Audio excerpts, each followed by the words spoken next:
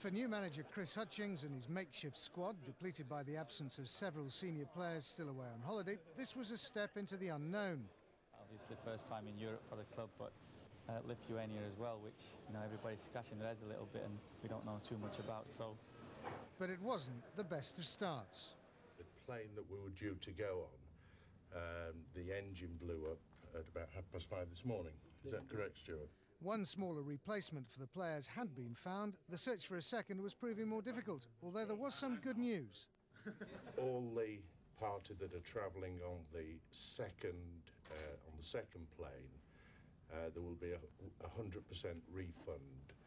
So as the players boarded their aircraft, the 34 fans and journalists left behind were philosophical. You can't help a plane breaking down, can you? So, and we've got all his money back, so you can't complain. It's just one of them things. And enjoy yourselves and have a good trip, and we'll hopefully come back with a bit of a good win out of it.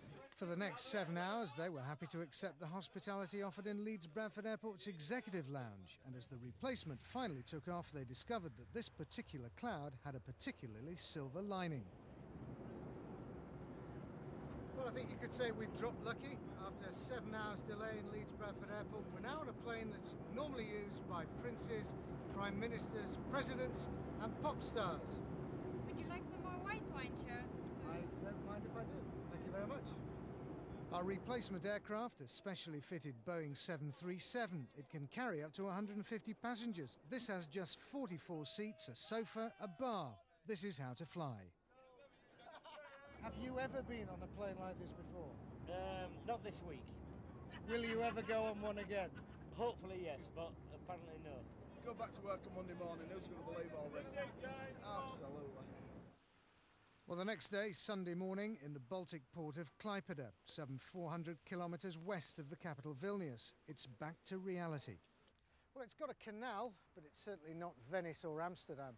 Klaipėda is really a rather drab place. I think the best you could say about it is that it's got plenty of potential. And like the weather, the Žalgiris Stadium, home of City's opponents FK Atlantis, leaves plenty to be desired.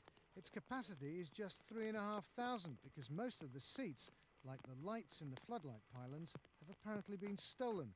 But at least the pitch itself passes muster, and so does the welcome from their hosts.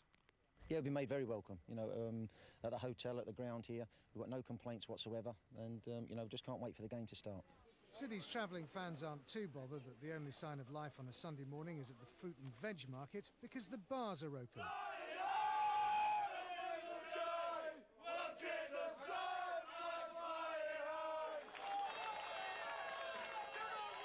And for them, the game, or rather the result, was worth the trip.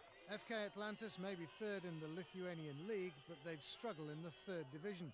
And it was no surprise when Isaiah Rankin calmed the nerves with an 8th-minute goal. Atlantis equalised with a penalty, but Dean Windus restored the lead with a free kick worthy of a better stage. City went on to win comfortably 3-1. Oh, John. Right, job done. Job done. Let's go home, What about your first experience of management at this level? Yeah, well, it's always nice to get off with a win, isn't it? What more can you ask for? You put your second team out and you win 3-1 away from home. It's not bad, is it? It's been absolutely superb. We had a great weekend. Everybody's been great. It's been absolutely terrific. Yeah, I think everybody's enjoyed it. Great experience, and well, we'd like some more of it. And they should get it. The return leg's this Sunday at Valley Parade, but already the fans are looking ahead to a third round trip to Dutch club RKC Waalwijk. Mission accomplished.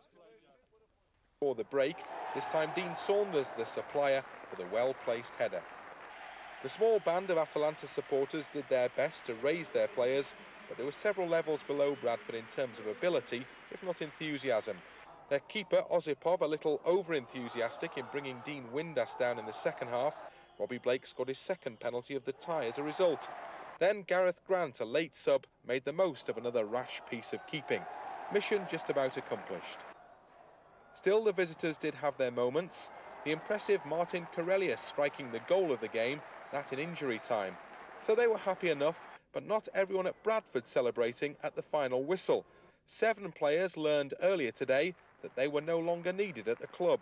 Reports have come out in the press today, which is the first most of us have heard about it, that a few of us have been put on the transfer list, which is a bit of a shock really, but we're going to have to get on with it.